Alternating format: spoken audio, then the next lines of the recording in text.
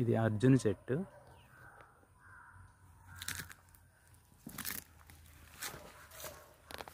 అర్జున్ చెట్టు యొక్క ఇవి ఇలా ఉంటాయి కాయలు.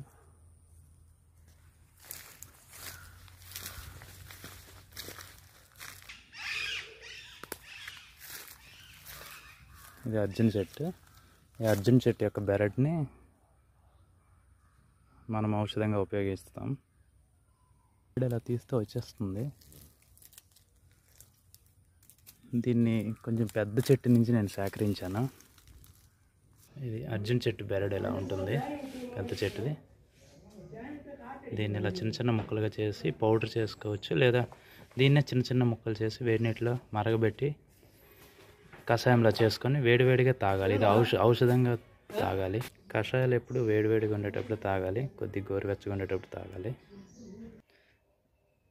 ఇది మన బ్లడ్లో కొలెస్ట్రాల్ ఉంటుంది, బ్యాడ్ కొలెస్ట్రాల్ని కంట్రోల్ చేయడానికి, అంటే ఫ్యూచర్లో హార్ట్ అటాక్ రాకుండా ఇది నవంబర్, డిసెంబర్, జనవరి నెలల్లోనే ఉపయోగించాలి. ఎందుకంటే ఎక్కువగా వేడి చేస్తుంది. చలికాలంలో వాతం ప్రకోపిస్తుంది బాడీలో. వాతాన్ని కంట్రోల్ చేయడానికి ఇది అద్భుతంగా పనిచేస్తుంది. అలాగే ఫ్యూచర్లో హార్ట్ అటాక్ రాకుండా ఉండాలంటే అర్జున్ చెట్టు బెరడు అనేది పరమ ఔషధంగా వాగ్భటాచార్యులు చెప్తారు. దీన్ని ఎక్కువగా రాజు దీక్షిత్ గారు ప్రమోట్ చేశారండి. దీన్ని కషాయం ఎలా చేసుకోవాలి, దీన్ని పరగడుపును తాగాలి కషాయంగా చేసుకొని.